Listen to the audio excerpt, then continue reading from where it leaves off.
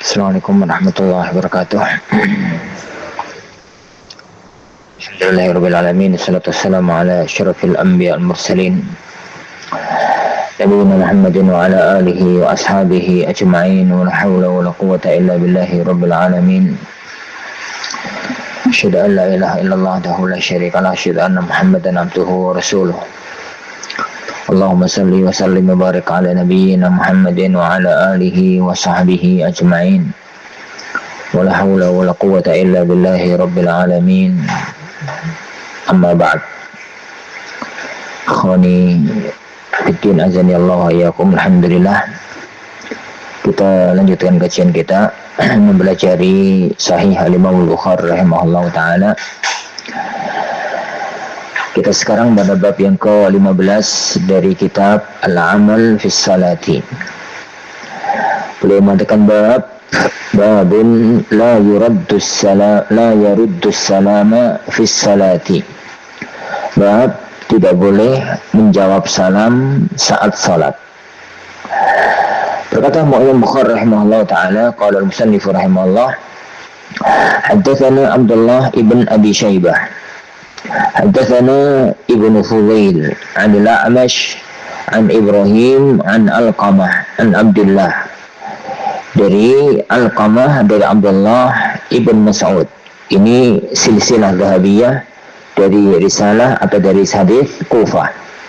Riwayat dari A'mash, Ibrahim An-Nakhai, Alqamah dari Abdullah ibn Mas'ud. Qala, beliau mengatakan, kuntu usallimu ala nabi. Aku itu pernah mengucapkan salam kepada Nabi sallallahu alaihi wasallam wa huwa fis salati, tatkala itu beliau sedang salat.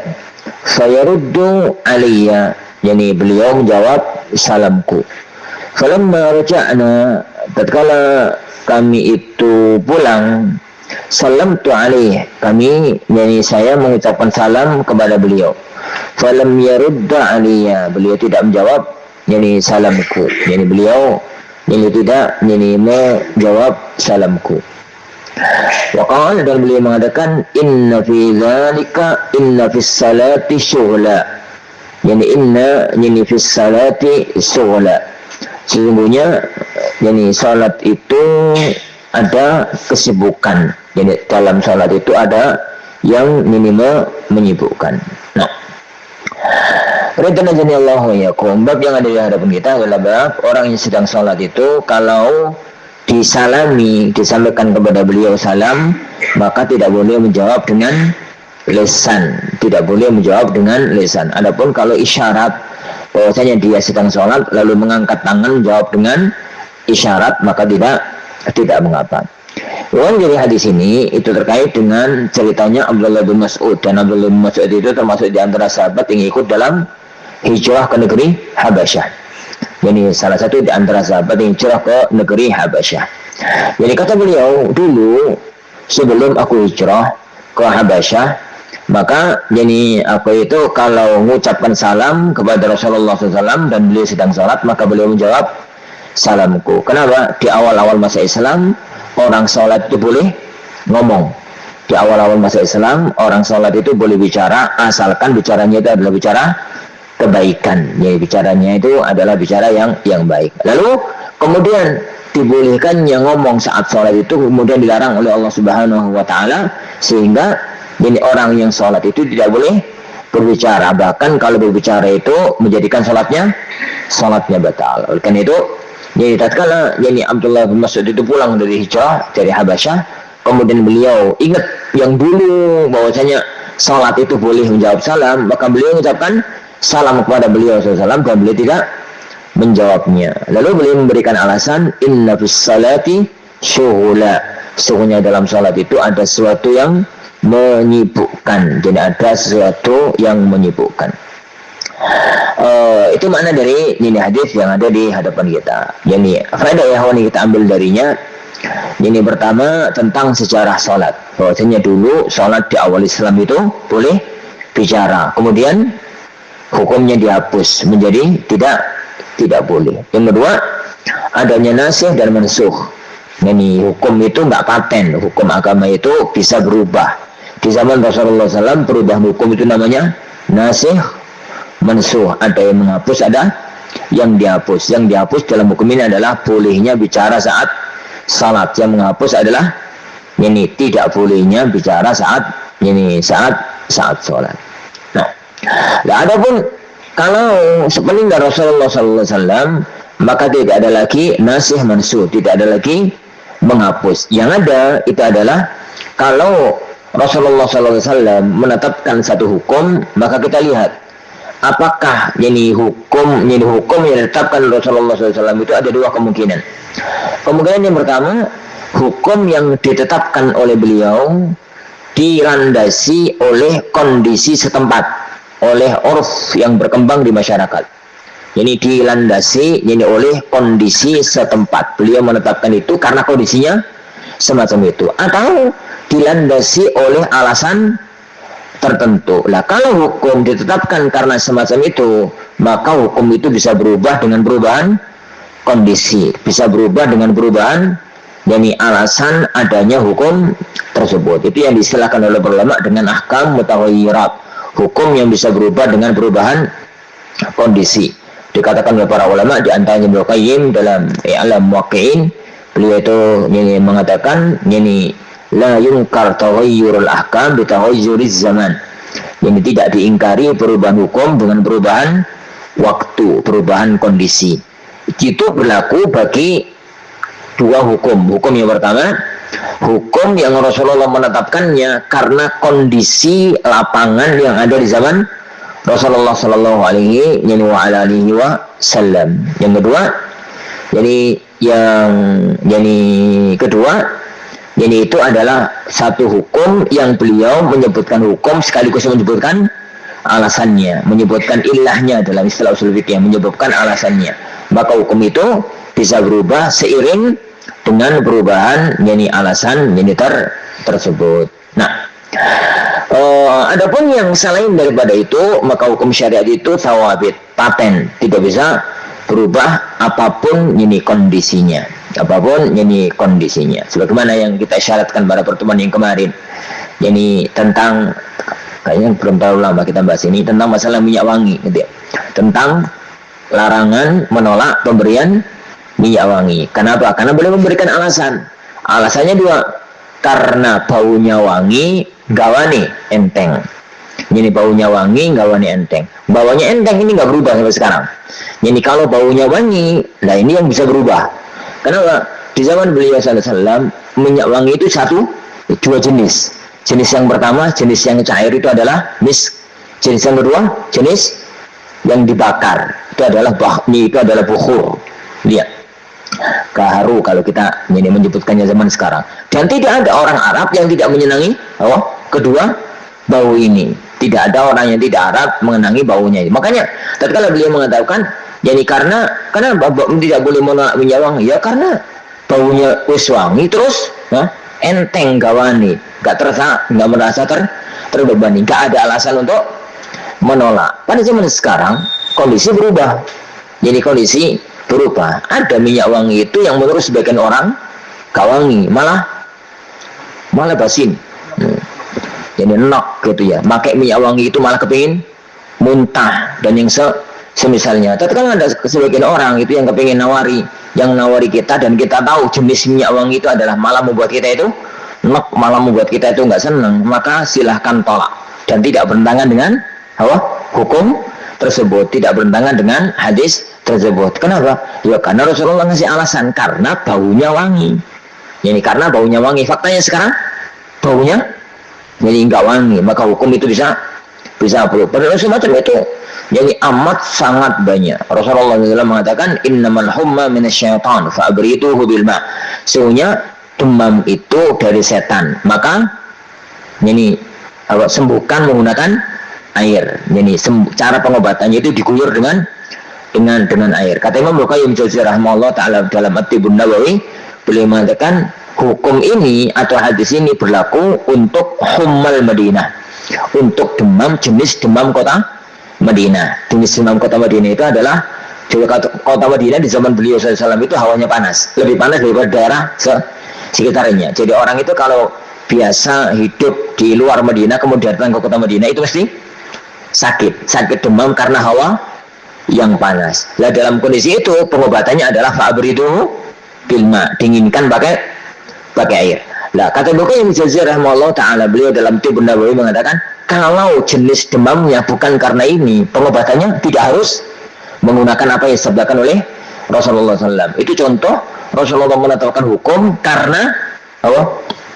Karena kondisi lapangan yang ada di zaman tersebut. Adapun kalau tidak ada sebab hukum, tidak ada kondisi lapangan yang ada di zaman itu, maka hukum itu sabit, tidak berubah, paten, gitu, tidak berubah dalam kondisi ini apapun. Baik. Yang ketiga, ya, hadis ini memberikan, atau yang berikutnya hadis ini memberikan kepada kita bahwa orang sholat itu nggak boleh bicara. Orang sholat itu tidak boleh ini berbicara. Dan standar berbicara itu apabila terpenuhi dua: keluar suara yang mengandung huruf dan itu bisa difahami. Jadi standar orang dianggap alam atau bicara apabila terpenuhi dua kondisi, dua syarat. Yang pertama, keluar dari mulutnya yang bisa difahami satu huruf, a, b, b, ro, ini ya, satu huruf bahasa Arab ya. Dan yang kedua, itu mengandung apa? Makna. Itu mengandung makna meskipun cuma satu huruf. Kayak ya dalam bahasa Arab itu kata ulama kayak ro. Ro itu kan artinya undur. Jadi ro itu artinya undur. Misalkan bi, ini ya. Bi itu kan artinya dengan. Jadi meskipun cuma satu kata dan itu cuma satu huruf, tapi kalau mengandung makna maka itu dianggap ucapan.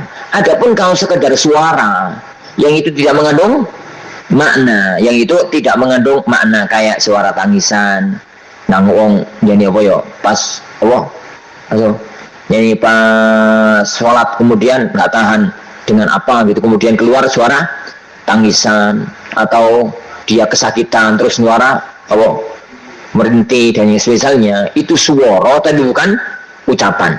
Yang membatalkan sholat itu adalah mengucapkan.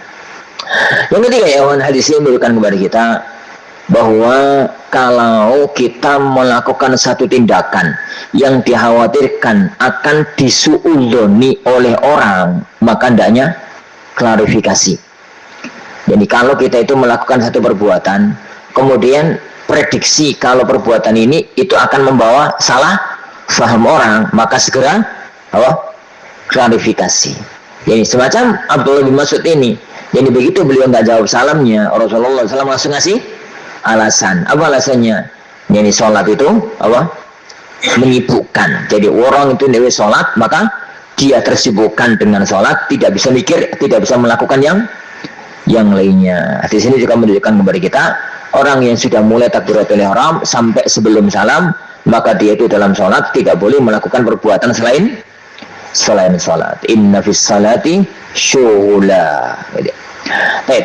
Hadatsana Abu Ma'mar qala al-Bukhari rahimahullah taala hadatsana Abu Ma'mar hadatsana Abdul Warith hadatsana Katsir ibnu Shinzir an Atha ibn Abi Rabah an Jabir dari Jabir ibn Abdullah radhiyallahu anhuma qala ba'athani Rasulullah sallallahu alaihi wasallam fi hajatin.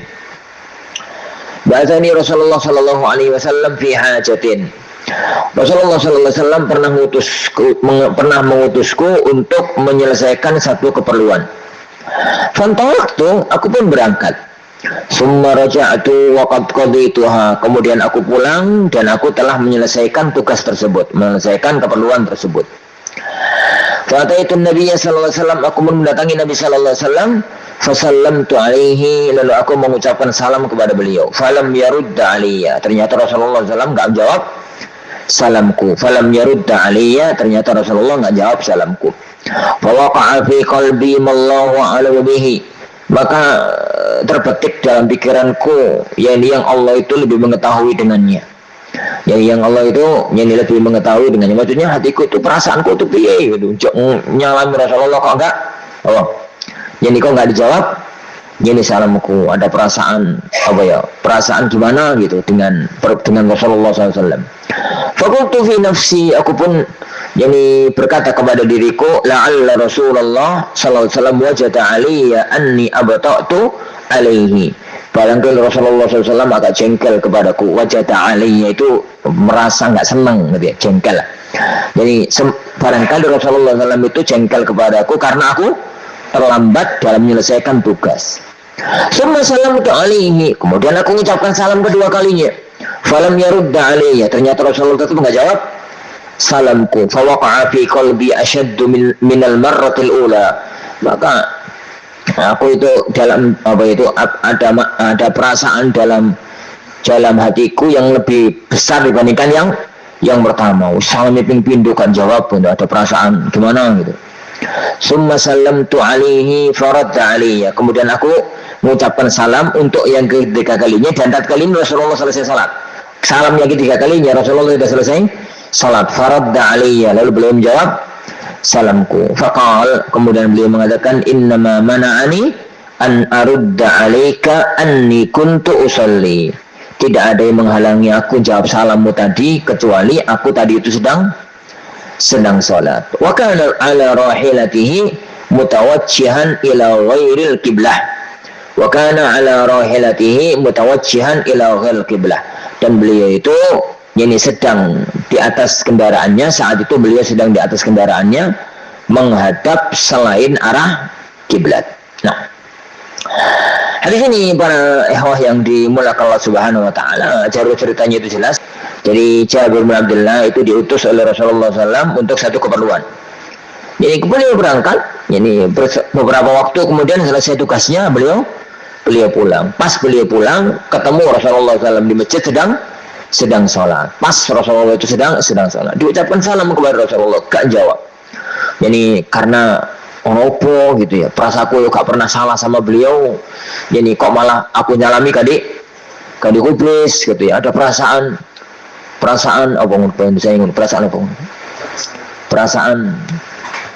bersalah, perasaan gak nyaman dalam dirinya. Kok aku salam gak dijawab salamku, opo dan macam-macamnya. Itu fawaqa'a fi qalbi syai'.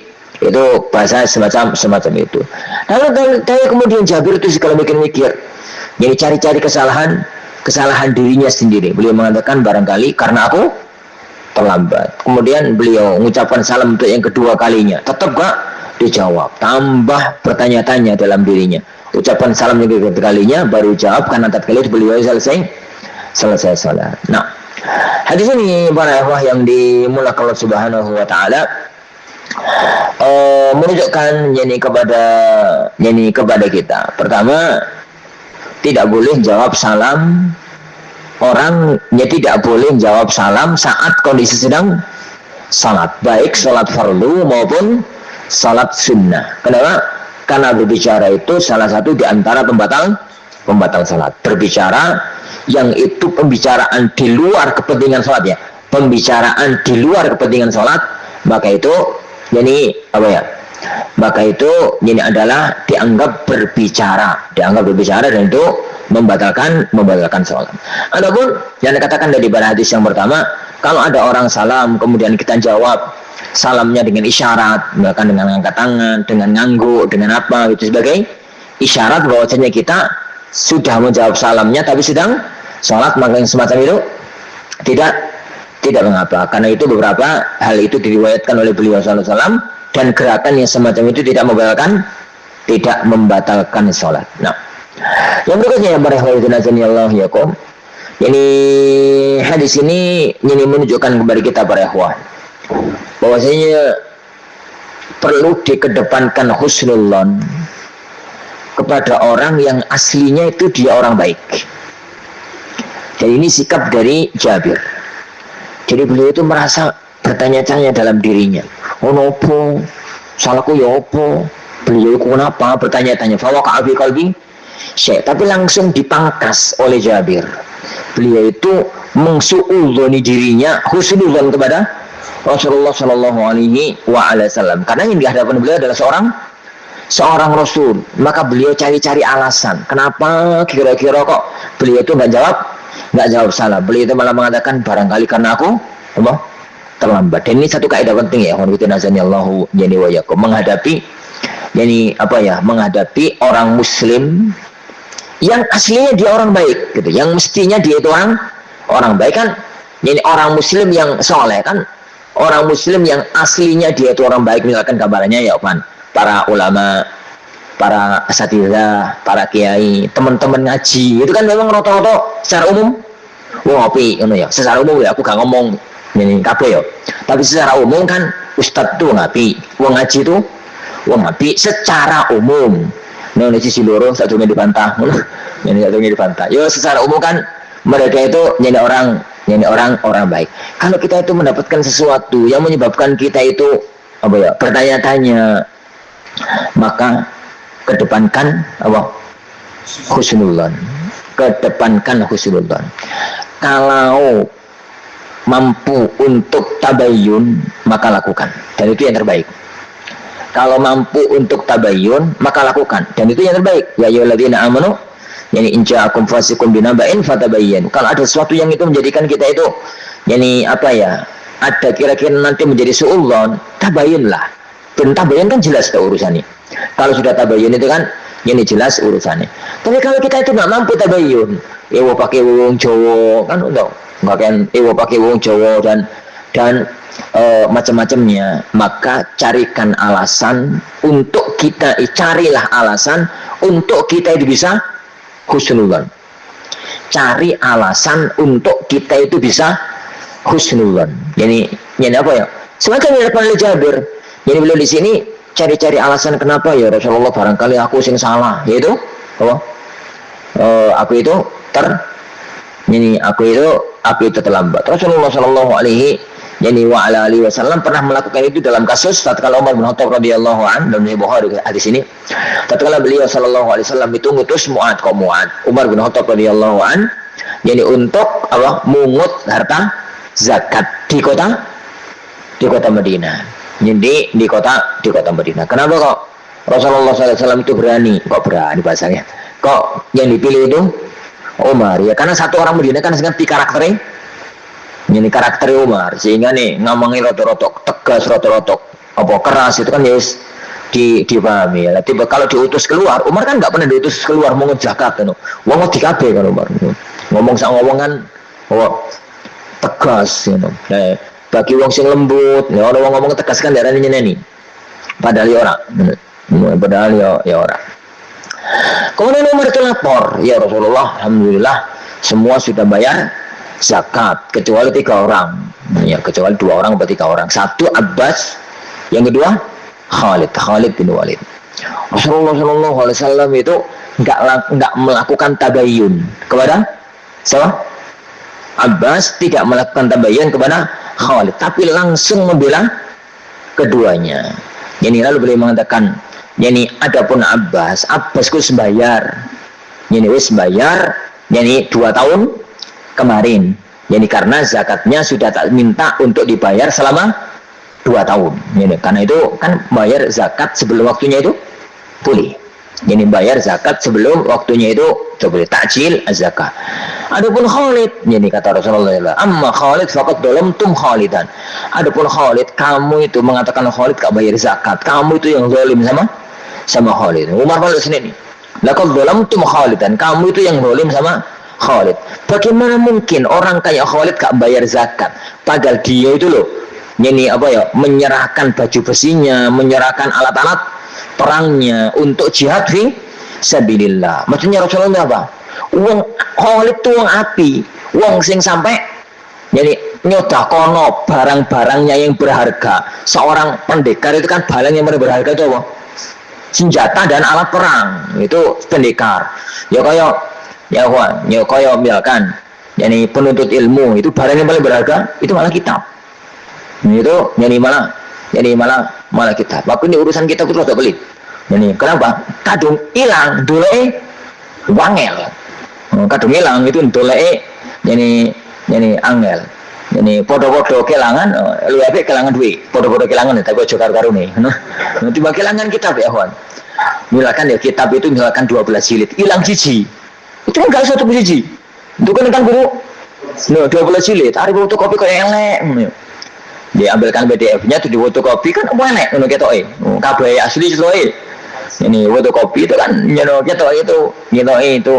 Ya itu bagi penuntut ilmu itu kitab itu barang yang sangat berharga. Lah bagi seorang Khalid bin Walid, alat perang, baju besi, pedang, tameng itu barang yang sangat berharga. Lah orang yang berani, orang yang mensedekahkan hartanya, mewakafkan hartanya di jalan Allah, padahal wakaf itu enggak wajib, dan dia itu melakukan itu sesuatu yang enggak wajib dilakukan, masa yang wajib enggak dilakukan. Kalian tuh yang enggak benar mensikapi Khalid, itu kata Rasulullah SAW. Dan itu yang Anda katakan dari Ikhwan, mensikapi orang yang baik yang ada prediksi salah itu nih iso tabayun, cek recek berita, nih gak iso, maka munculkan husnudzan, munculkan husnudzan. Nah itu manhaj. Jadi Rasulullah SAW dan manhaj salafun salih dalam mensikapi ini orang, di dalam ini mensikapi orang. Nah itu yang dilakukan oleh siapa tadi? Oleh Jabir bin Abdullah radhiyallahu anhu. Kenapa? Yang beliau hadapi adalah siapa?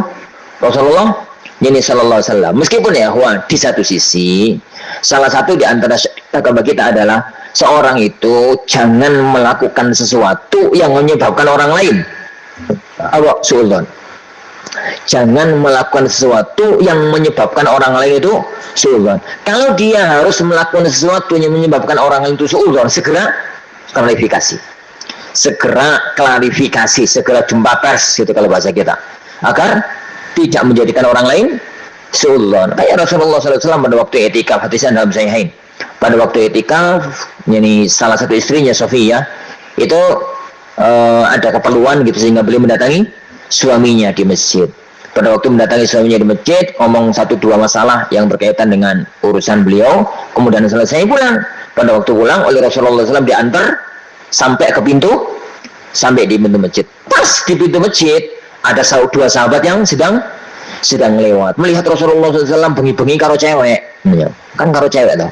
Jadi melihat Rasulullah SAW itu malam-malam karo seorang perempuan gitu ya. Malam-malam Ramadan bisa, akhir Ramadan bisa. Ya.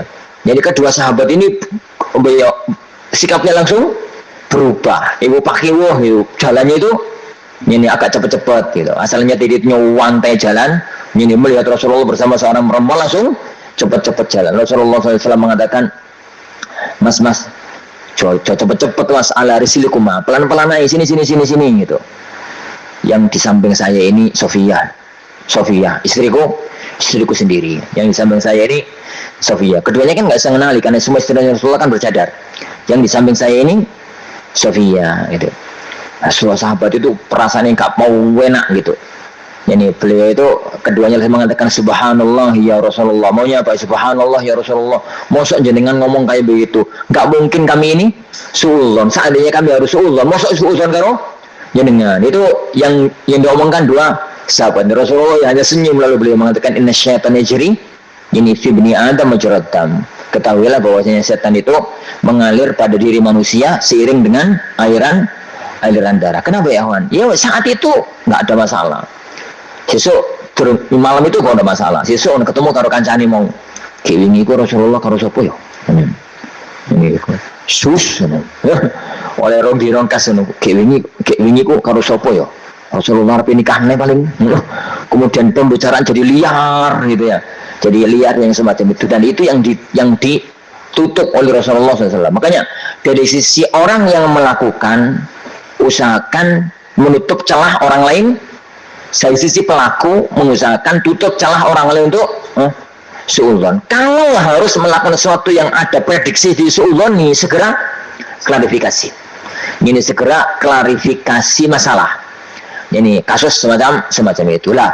Bagi yang melihat orang lain melakukan sesuatu yang semacam itu, segera tabayun. Kalau tidak mampu, maka husnudzon. Dan kalau 2 sisi ya, kita saling melakukan, kita sebagai pelaku ini yang kita lakukan, kita sebagai pengamat ini yang kita lakukan, maka urusan kemasyarakatan itu banyak yang selesai. Ini banyak yang selesai. Yang jadi masalah kan kebalikan nih, wong nek kan ngomong ceplos ngono ya, gak joko perasaan ini orang. Lah sing diomongi ngono ya, gampang apa gitu. Pada waktu pelakunya yang ngomong ceplos itu ngomong ada orang lain sakit hati.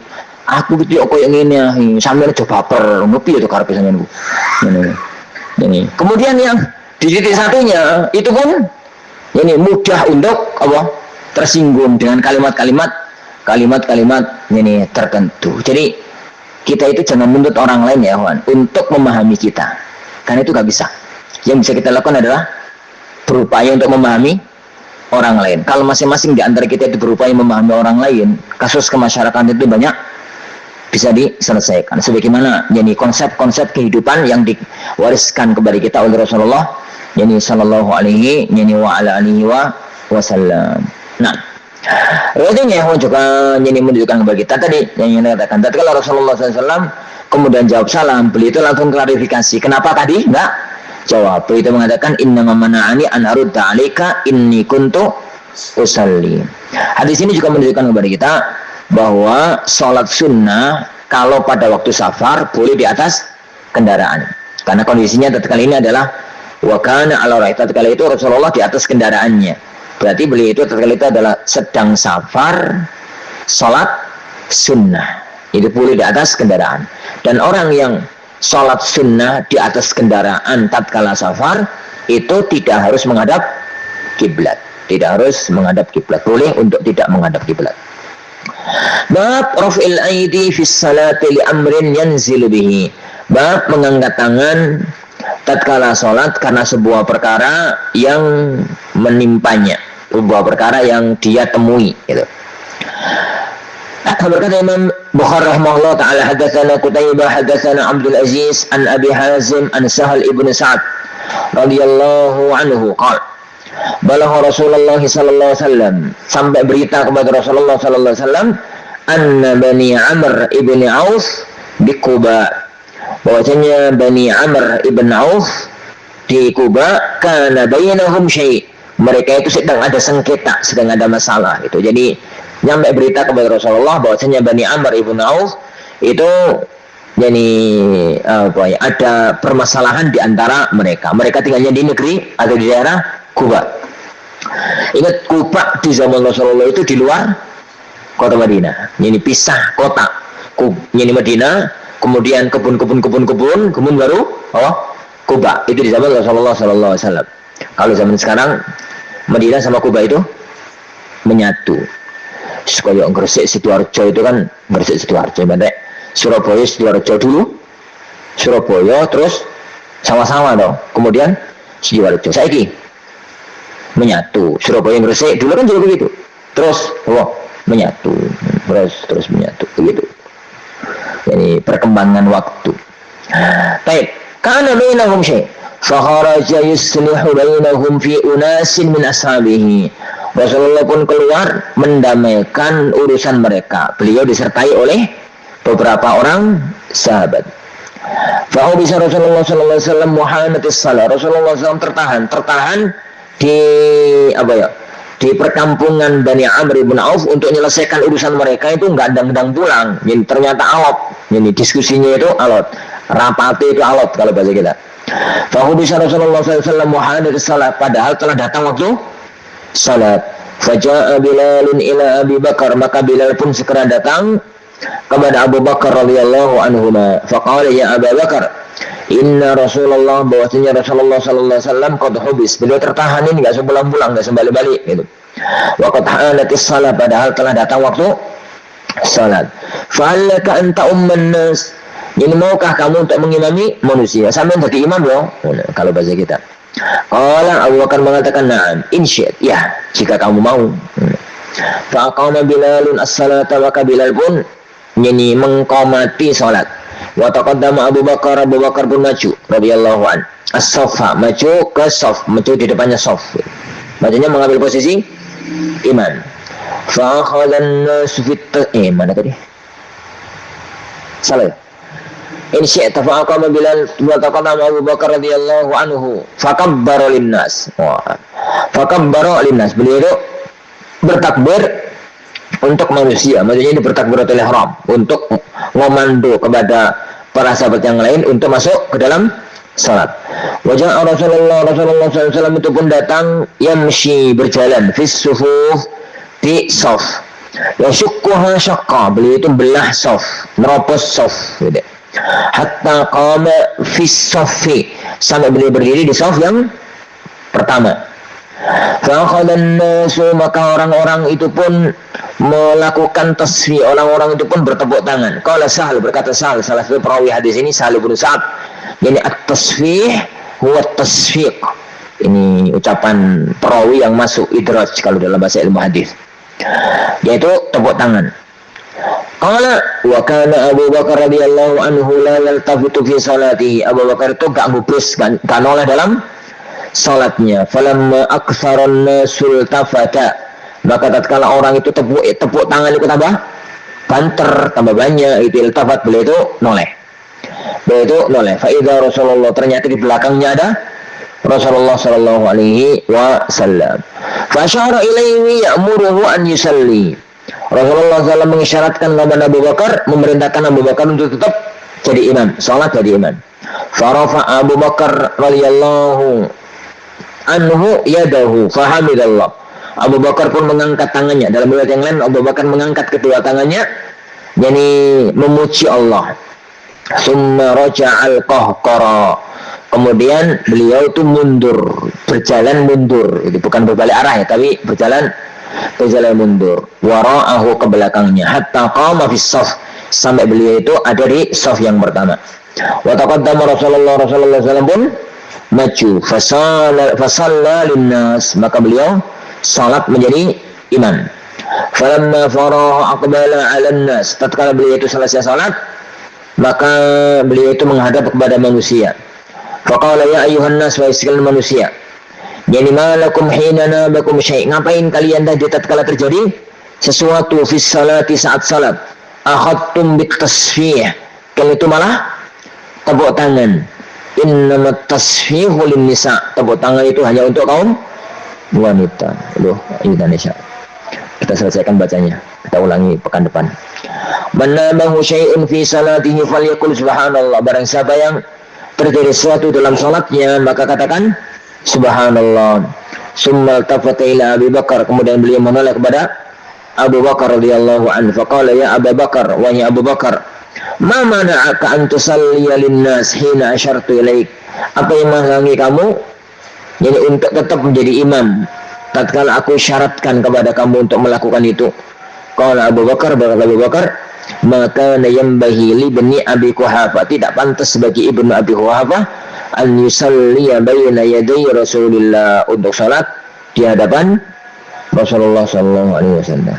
Nah, lalu insyaallah kita hentikan dari sini, kita baca ulang hadis ini pada pertemuan yang akan datang biizni rabbina tabaraka wa taala. Kita akhiri pertemuan kita.